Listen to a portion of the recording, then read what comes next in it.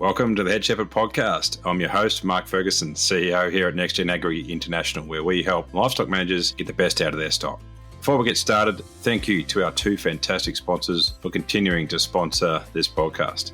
MSD Animal Health is perhaps better known as Cooper's Animal Health in Australia and for their Allflex range across the world, with a comprehensive suite of animal health and management products. Honiger is a one-stop shop for wool harvesting and animal fibre removal. The Honiger team have a deep understanding of livestock agriculture, backed by Swiss engineering and a family business dedicated to manufacturing the best. We are grateful to our sponsors for their support, helping us bring Head Shepherd to you each week. And now it's time to get on with this week's episode. Welcome back to Head Shepherd. You're with Ferg. Thanks very much for listening along. We're in a great trip around the last few weeks and had chats with lots of Head Shepherd listeners, which is always a great pleasure. Thanks to those people who've come up and said g'day. I really do appreciate that and like hearing your stories about what you've learnt, where you listen, what you've taken away from those different episodes. And it's always interesting. People have different favourite episodes and have learnt different things from different people, which is kind of why we do what we do. Today, we wanted to take the opportunity to actually explain what neXtgen Agri get up to, and it sort of dawned on me recently that a lot of people don't actually know what we do. They know that we're pretty passionate about genetics, but maybe it's a bit unclear as to what we actually do for a day job. It's not just produce a podcast.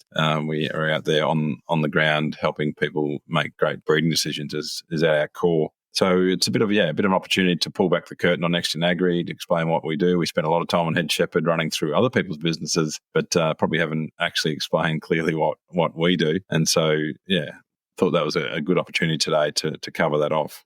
I guess at our core, our tagline is farming in our hearts, science in our heads, and that is pretty central to what we do. We're very passionate about agriculture and livestock production generally.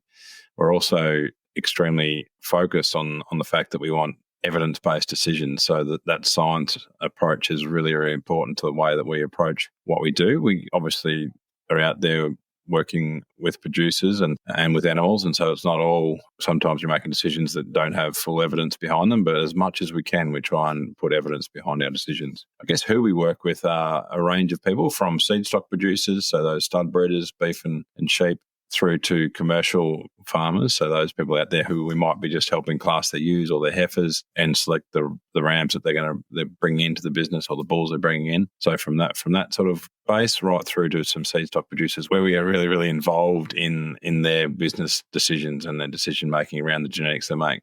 It's been an evolution since we started 8 years ago, and we've been getting better and better at what we do. We're bringing more processes to what we do, and I'm going to go through some of those tools today just to give you a bit of an insight into the way we approach it, rather than just being about just our opinions.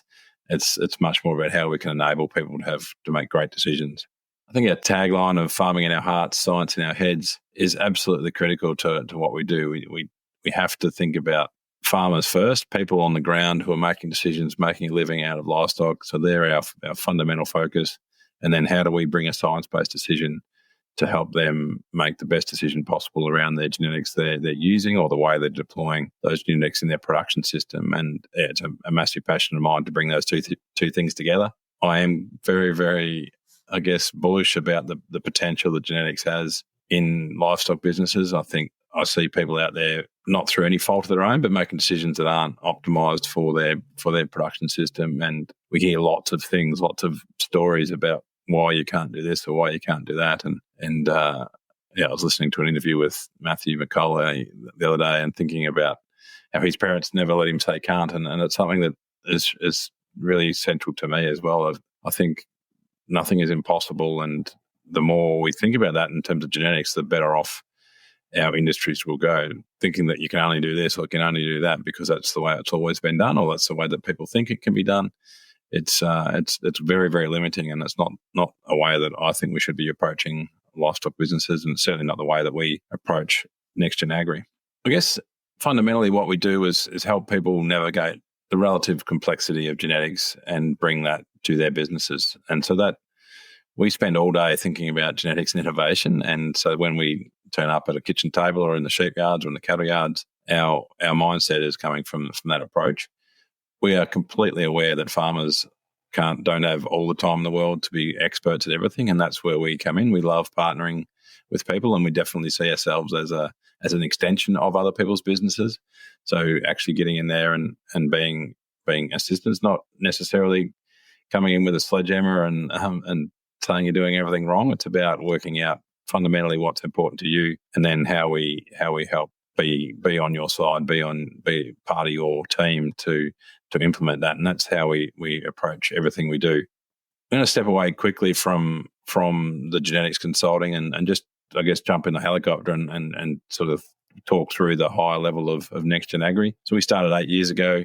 It started just with Nisha and myself, and then Will Gibson not long after that. We've built up now until there's 14 of us total. Not all of them full time, but that's the people on our email list at the moment, and that's been expanding, as you may have noticed, and that's something that is core to my drive as well. Is to I think that we're doing some really, really important work for the industry. So the more people we have on the road doing that important work, the bigger the impact we can have. I'm going to measure, I guess, my impact or our impact at NextGen Agri by how much practice change we can make in terms of the way genetic gain decisions are made in their industry. So I guess the more regions we can have people working in, the bigger that impact can be. And so that's why you'll see us hopefully continuing to grow and continuing to bring in new people into our business, because every time we bring someone new in, we bring new skills, new networks, new thought, which is fantastic for us to continue to grow internally, but in scale as well.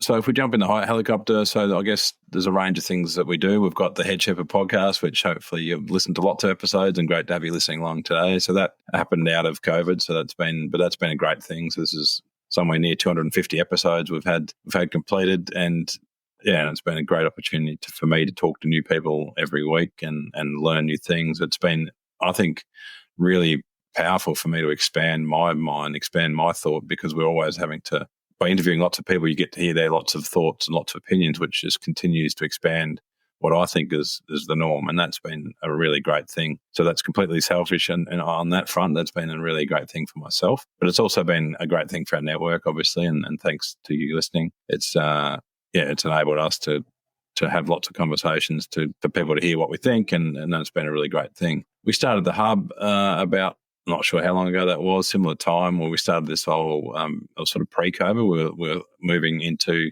digital space, or how we could reach people more easily without having to jump in cars and on planes and move into that virtual space. It's fair to say that hasn't been a roaring success.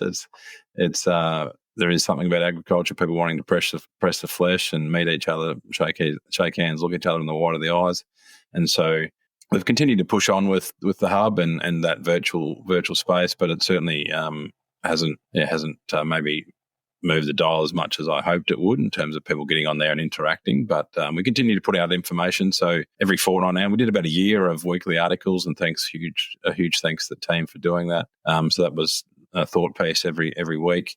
And so that was been going on the hub as well as the website, or vice versa, depending on which week. We've dropped that back to fortnightly now, that article, but the hub continues to have relevant information. So jump on there if you haven't been on there recently, thehub.nextgenagri.com. It's a place where we put information up. You're welcome to put any information you've got going on, any events you've got going on. It's a space there that we really want to grow. So you're welcome to get in there and interact, ask your questions. That's a place where we want livestock to be central and a focus. So yeah, it's still there. It's still kicking along.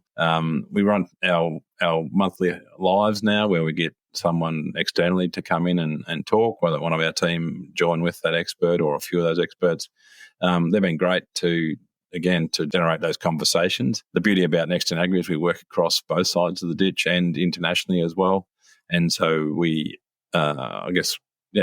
we love bringing those different networks together, the people we get to interact with. We love exposing them to other people in other parts of the world, and that's a really core focus of the hub.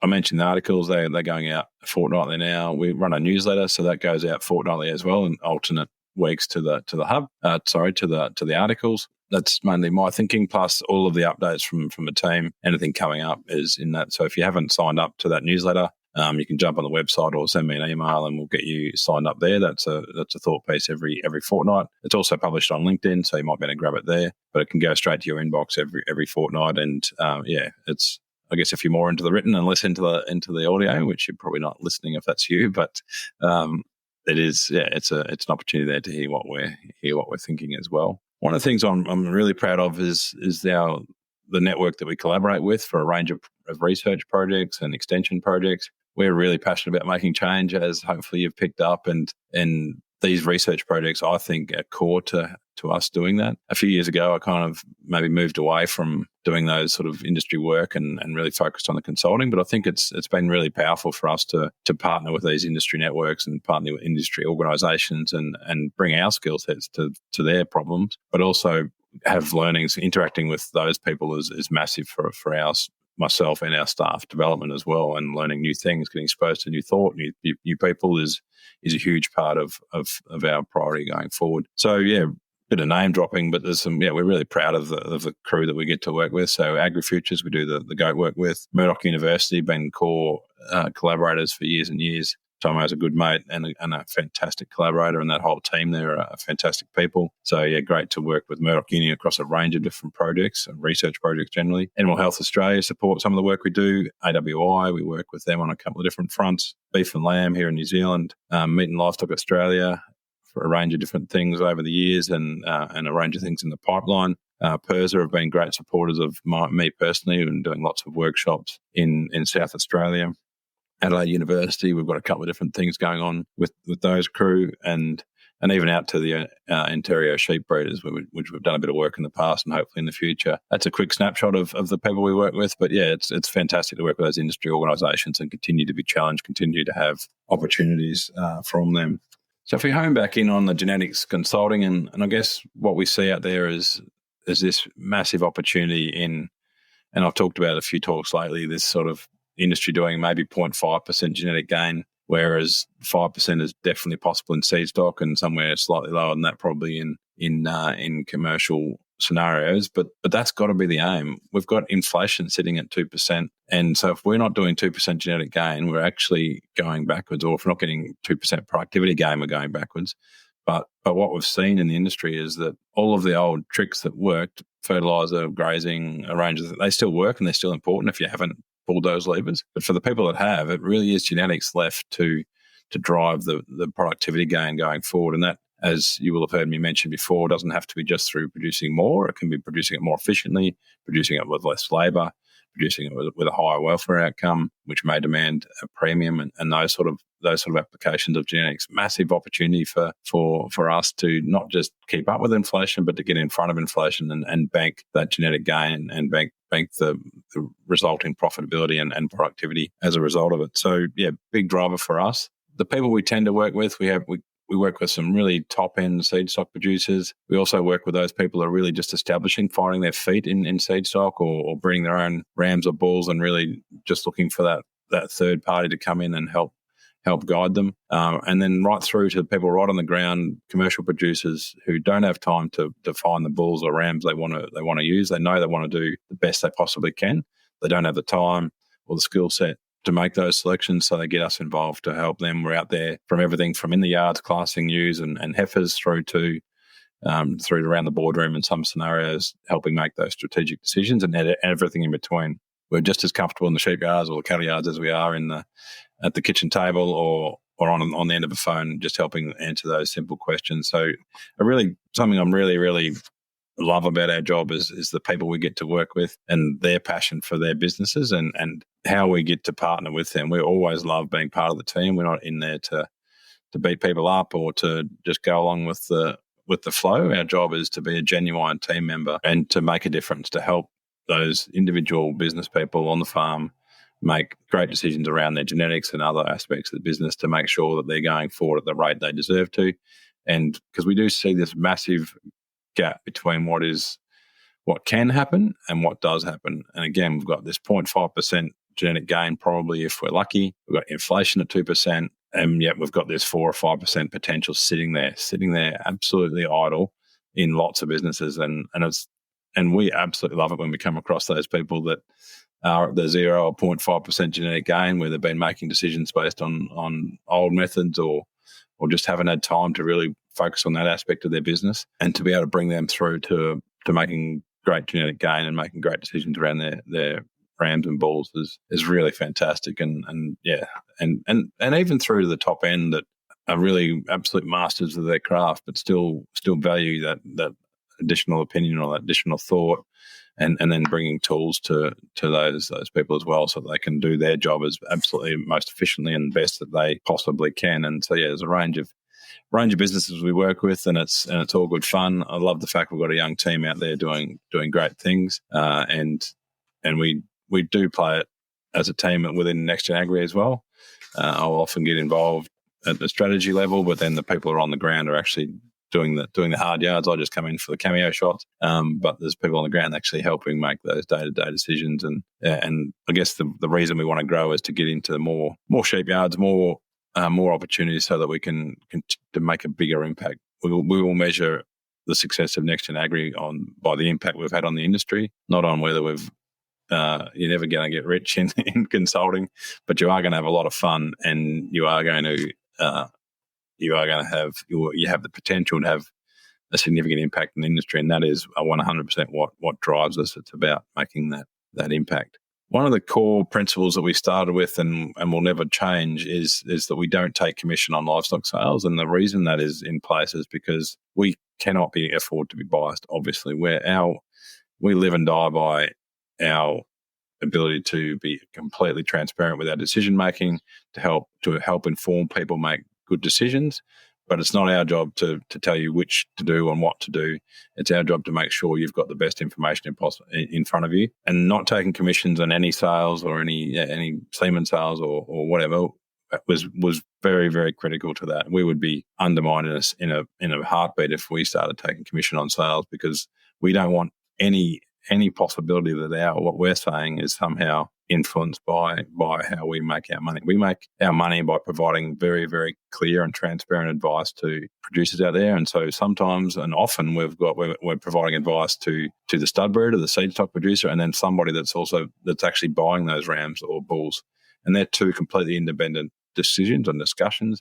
We assess the business, we work out what is best needed, we work with those producers to make those decisions, and then we provide advice around buying decisions and what to do next. 100% with the focus in mind of helping that business. The person we're working for that day is the person that's paying the bill, and we 100% focus on that. And then the next day it might be their opposition, or it might be someone who's buying bulls from that person, and we shift gear and we completely focus on the individual. And that's been a really core focus for the business, and a really absolutely underpinning fundamental that we will never get around. Over the last little while, and while we're growing, what has become really apparent is our need to get into systems and into tools to help our producers. So rather than just being sort of maybe my gut feel or my thoughts on what should happen, as we've expanded as a team, it's not just about what I think, it's what we all think. But for us to be able to keep that consistent across the team, we've needed to move to tools and systems. And I think that we're probably, I reckon, on the tip of the iceberg on this front. It's been really, really great the last 6-12 months, or no, probably longer than that, probably 2 years, where we've really moved into systems and tools, and I mean that's just getting better and better. And we've now got Tom on board who's very well versed in his data and analytics, and that's really up in the ante on what we are able to do for producers. Just wanted to quickly go through some of the things that we've developed and are developing, and just to give you an idea of what sort of stuff that we do these days, and why we've sort of gone down those tracks. Next class is probably the coolest one that I like. It's just a classing screen, so it brings the breeding values or any data that's been collected on that individual animal, brings it together, and so it's just on one screen where we can look at that data. So that could be breeding values, it could be some physical things we've assessed, and that's all there to see. So you scan the ID of the animal, and up comes that data in a heartbeat, and we can make good decisions. We've incorporated our indexing tool into that and our ranking tools into that as well, and that's been really, really powerful. What is fantastic about livestock breeding is when you've got the data and the animal both in front of you in sync, and that I can't stress that enough. If you're out there breeding animals or even selecting animals yourself, often we see data being looked at and then sheep being looked at, and those two things being independent. But when they're together, it's a really, really powerful thing. It gives you pattern recognition. You start to see what that data means. You start to see that if an animal has a high fat breeding value, it tends to be in better condition, or if an animal has as a high fleece weight breeding value, you can sort of see that in the animal. And so it's powerful on that front, but it's also very powerful not to have those two processes being independent, because we want an animal that looks the part but also measures the part. And so bringing those two in your decision making is great. Next Class has been amazing for us to do that. There's obviously a range of systems out in the industry that sort of provide ability to visualize data. There just wasn't enough data on the screen for us, and wasn't efficient enough, and wasn't able to be changed enough. And so we're now really, really excited with Next Class, and all of our clients are welcome to have, and so that we can provide that software to those clients, and so that can be on their computers and used when we're not there or when we are. Typically, we have been using it when we are there, but going forward, we're setting it up so that they can get access as well, which is going to be fantastic. Next Select is probably the next best tool we've got, or I don't know, they're probably about the same, but Next Select is our selection index designing tool. Tom's built it or rebuilt it from an original tool that I built and then Henry modified, and now it's completely ramped up into a whole new level of brilliance. And so, that's where we go through and make a desired gains index for individual seed stock producers, and that's been even our commercial clients. So we do that for lots of people. So that's because then we can compare catalogs, we can compare options, we can rank what we've got with what's possible, and the beauty about having our own selection index is it absolutely lines up with your enterprise and the weaknesses in your animals. What we've seen in industry index is that it's not, even if with all the greatest intent in the world, there's never been ill intent in developing industry selection indexes. But by nature, they have to be generic. They have to say, well, it's of the average population that we're selecting from, and with the average set of economic drivers and the average set of biology that's happening around that farm. What we know is that individual people, individual farms, individual climates, and individual herds and flocks are very, very different. And so the index that will drive the future productivity and profitability of that herd or flock is very much different depending on where it is. And that can be even neighbouring properties that just have a different focus on different trades for different reasons and different markets that they're prioritising. It's very, very hard for industry indexes to be the best selection process for an enterprise. And so we've really lent into that. We can now develop indexes very efficiently.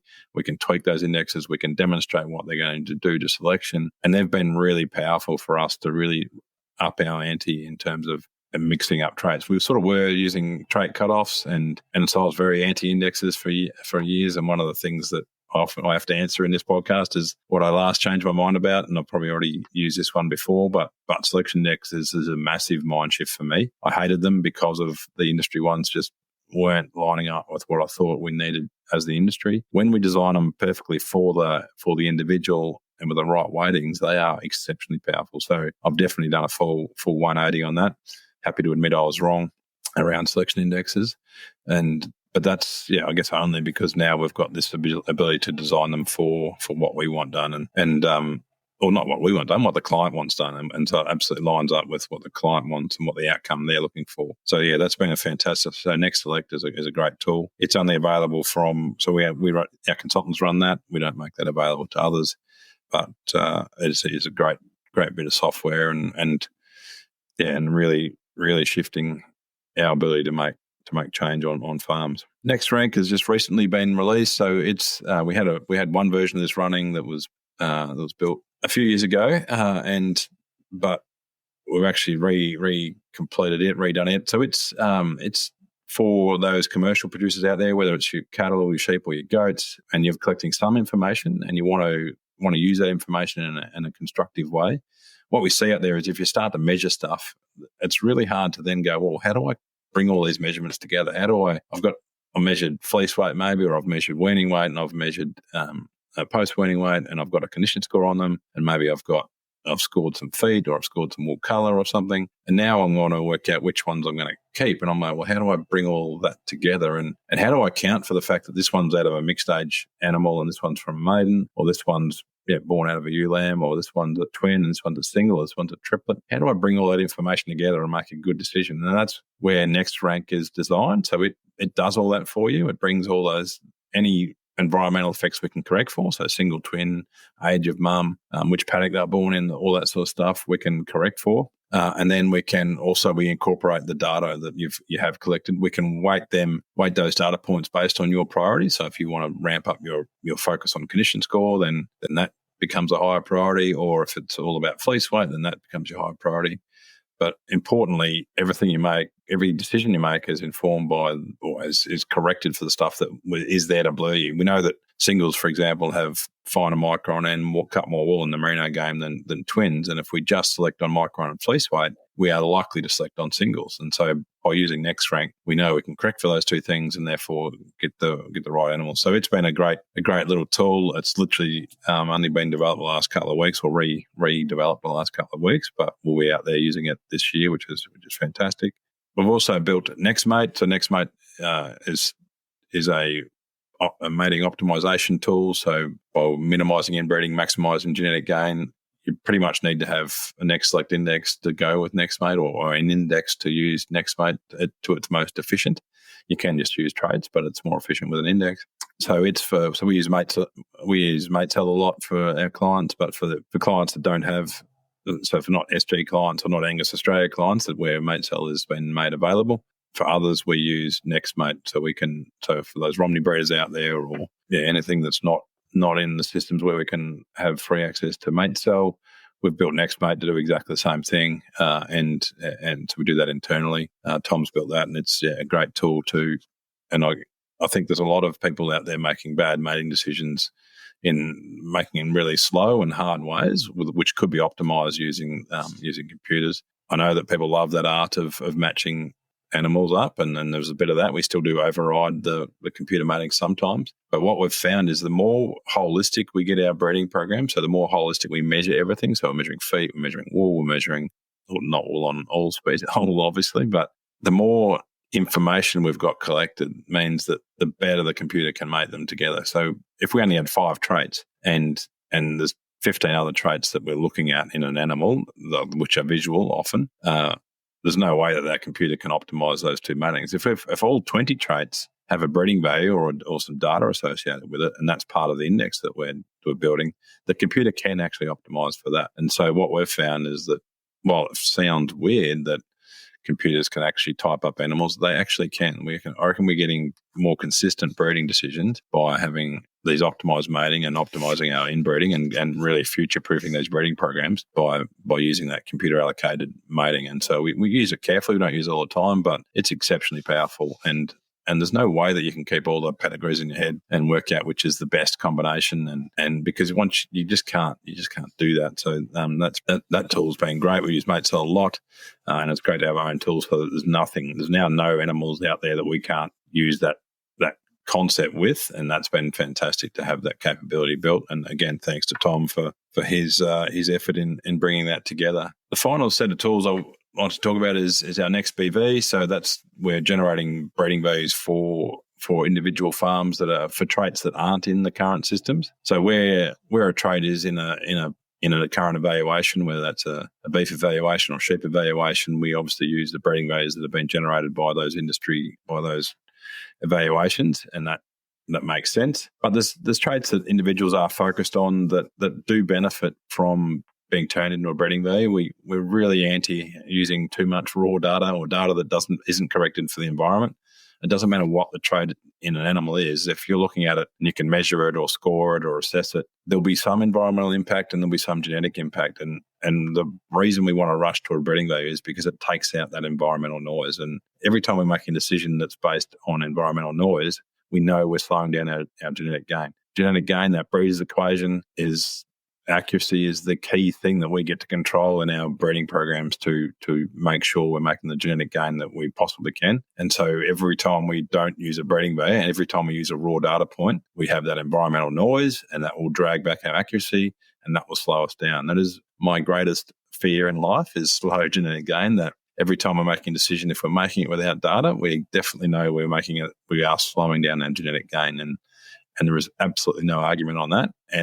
And so the reason we've developed NextBV, and that's getting a bit more automated as we go, is for those people out there who want to make a decision on traits that aren't currently in the evaluation, then we can guide them by a breeding value rather than just incorporating that data as a raw data point, because we don't want to slow down our accuracy. We don't want to be part of a decision-making process where we know we're actively slowing down our genetic game because they're inaccurate selection decisions. So NextBV has been a great innovation, and again, that's Tom and Sophie. You'll notice I'm thinking a lot of people that we work with, but we have a great team, and they do the hard yards on that.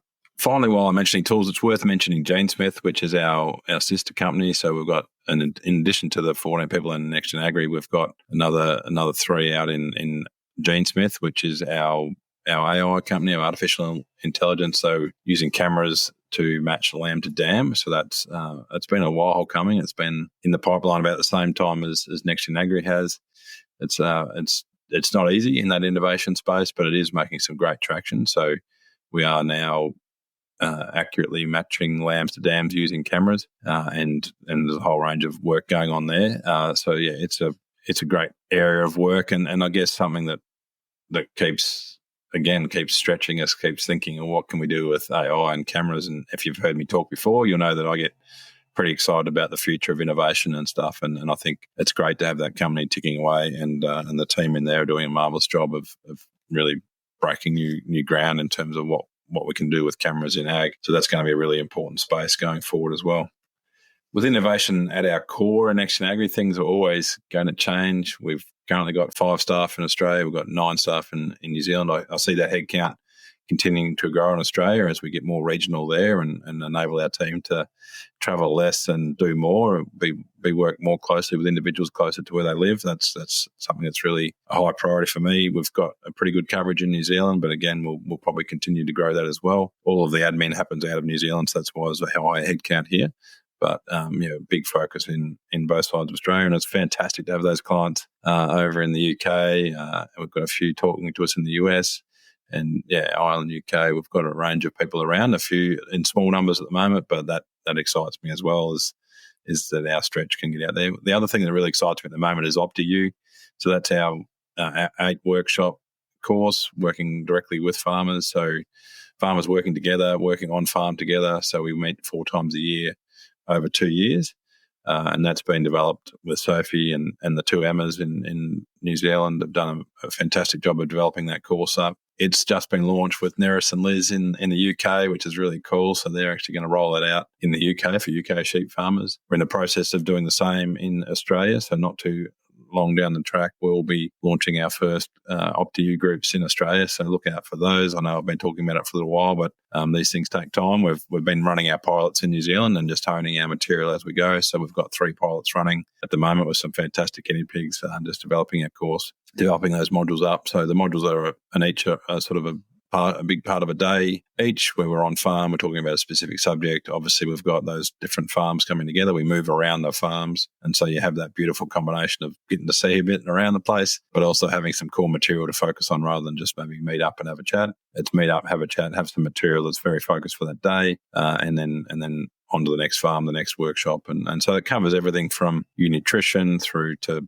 I guess, your mindset and approach, through to ewe selection, ram selection, young stock management, high performance management, and a range of different aspects. There's one module we've left open to be choose your own adventure. So we're acknowledging that different groups might have different focuses. So we've left that one module open to bring in some different information that's suitable for the group. What we've found from our survey work and stuff is that people want some structure around what they're doing and some knowledge about what it is they're going to cover, but they also want that little bit of freedom to stretch in the way they want to go. So that's great. So OptiU is definitely our latest sort of release that's coming out, and it's rolling now, but it's going to get bigger and better, and we'll do more of those groups coming forward. So look out for that. I guess just summing up about NextGen Agri, fundamentally our job is to help people be at the best that they can be in terms of their farming. We don't have all the answers on soils and pasture species and grazing processes, but we are pretty focused on livestock and making them be as good as they can be for that farm. We are learning all the time, which is, I reckon, the greatest thing about the business, is that we're always learning. We're always seeing something. We're always hearing something, and we're open to that. We love learning. We love being wrong. Look, the opportunity to think that something's going to work this way and it doesn't means you have to sit down and work out why that might be, and then go again, which I think is fantastic. We don't learn unless we make a few mistakes, and it is an absolute privilege and an honour to be able to work with the farmers that we get to work with. We work with some of the best people in the business, and just absolutely every day I love just sitting around kitchen tables and being part of those businesses, and the team feel the same way, that we get to be part of great businesses, great families, great groups of people, which is, it's there's not too many days that feel like a work day. We do massive hours. We do. I think people think I'm completely insane with the travel schedule I do, and some days it is relatively insane. But I guess what drives me and the reason I can keep getting up every morning and going again is because every day you're dealing with some great people. You're not dealing with people who are just whinging about everything or looking for all the negatives. We're dealing with people that are positive and want to go forward. People that might not be doing it as best they can yet, but that's the reason we're working with them, and they're open to that. But it's their approach, it's their mindset of positive change that really is infectious for us. And so, there's not too many days that are hard work because of the infectious positivity of the people we get to work with, and our ability to actually bring that to more people is fantastic. I think there's this enormous opportunity in the livestock industry. I can't help but think what the industry would look like if we were all sitting at 4 or 5% genetic gain. People out there I hear say things like, "Oh, we're just going to get this bit sorted out, and then we'll think about the genetics." Every year that you're not putting some effort into your genetics is a year that you'll never get back, is a year that you can't compound that genetic gain on. I use a bit the 30 times. You get to make 30 decisions around the genetics you farm with. And if you're already 15 or 16, 17, 20 of those into it, you've got to make pretty 10 good decisions going forward. And so, I think it's like the whole thing around planting a tree. The best time to plant a tree was 30 years ago. The next best time is today. And I think the same with genetics. The best time to start really focusing on your genetics was a long time ago, but the second best time is today. So really think about what you can do to make the most of the selection decisions you're making, because there is a big change in there. What I would recommend is you jump on the website, nextgenagri.com. There's lots of free resources in there. So if you are thinking about making change, there's heaps of free resources to help you through that process. So we've got our ram buyers guides. We've got our 2 final ones, one for New Zealand, one for Australia. And we've got our maternal and terminal New Zealand one just been released as well. So that goes through every trait. They go through all the correlations. So you can sit down. There's a breeding plan, a genetic plan, free download as well. You can download that off the website, off the resources section, go through, build your breeding objective, then go through and find those traits. And so there's lots of information to help you go on that journey. And we release those articles. The hub is there as a resource. You can ask any question you like on the hub. We will happily answer them. Again, that's all free, so we're not. It's not about necessarily paying for that. You can access a lot of this information without any, and just use your drive and your passion to find that information out. We normally end these podcasts with what are the last change your mind about, and who's the best human you've had the pleasure to learn from. I've answered both those questions in various articles, but you may not have heard them. I think, as I've talked about before, the last thing I changed my mind about, I think the most impactful thing is probably that selection index one, and that's a really massive shift for me personally, and a really good one. Really good to admit you were wrong on that front, and the power of indexes and moving away from our trait cutoffs that we would have done. The problem with trait cutoffs were that you can have an animal that was just outside a heap of trait cutoffs and therefore wasn't selected. And by trait cutoffs, I mean maybe deciding that, I don't know, fleece weight had to be 15 as a minimum, or weaning weight had to be a minimum of 4, or whatever the cutoff was. And by the time you have 5 or 6 different cutoffs, you actually lose it becomes harder to get animals in those cutoffs, obviously. But there could be animals that just outside of each of those cutoffs, which are actually the best animal in the flock or herd, because that combination of traits is quite rare and unique. And so if you had an index, you pick them up. Without an index, you miss those animals, and they might not get selected, or they don't get kept, or whatever, or they get sold. And that's an animal that's gone, yet it was the highest index. And we saw that recently. We're at a place, and and some grade rams had been selected, and the top indexing animal came through, and he had one trait that was, and this was my fault, so this was a screw up on my part. I was the one that probably threw the gate open and put him where he ended up. He had one trait that was off, and the rest were pretty good, and so he was a high indexing animal because that one trait was off. He actually we let him slide, and he ended up in the grades. Yet he was very, very unique on a range of other traits. So luckily we know where he is and we can get him back, and so we can undo that mistake. But that's the kind of thing that cut-offs do, is that, and indexes don't, is that indexes will reward the uniqueness and not just look at a single trait.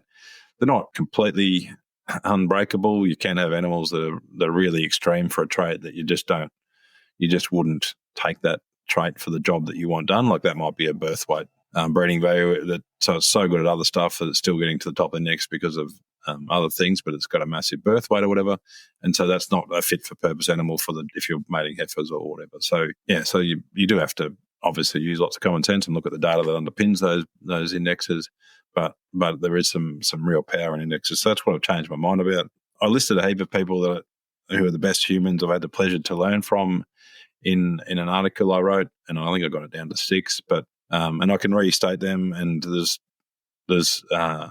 lots of people I've learnt from, and I'll go through them quickly. I had the absolute pleasure of growing up closely with my grandparents. So Nana and Pa were dairy farmers over near Lockington, near Echuca. Mama and Pa were just over the other side of the dam from me, or from us in Hopeton there in the Mallee. All of them are very hard-working, passionate people, very kind people.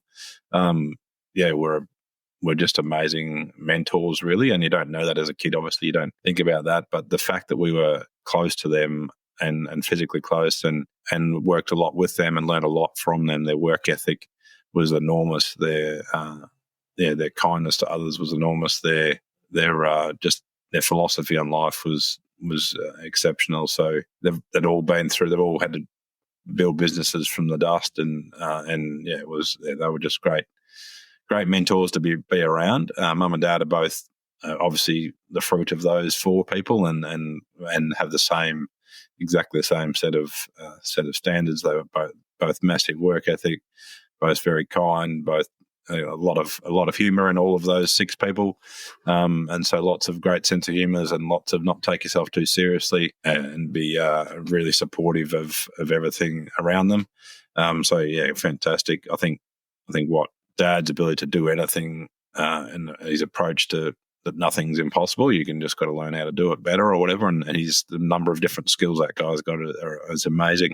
Mum, who's been massively supportive through all of our lives, and so there's those 6 people go without have to be mentioned. But then I think career-wise, there's 2 people that stand out, and that is Andrew Thompson, who's a great mate of mine and a colleague, and just the best scientist getting around. I've spent a lot of time with Tomo, and we've worked together a lot, and it was just a great coincidence that we ended up in Hamilton together in 2001 in there, and started Lifetime Wool, or he started Lifetime Wool, and I had the good luck, the good fortune to be part of that project, which has sort of set up my career really.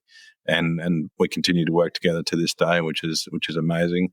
Tomo is an absolute stellar scientist, stellar bloke, fantastic person to be around, and the impact he's had on industry is enormous.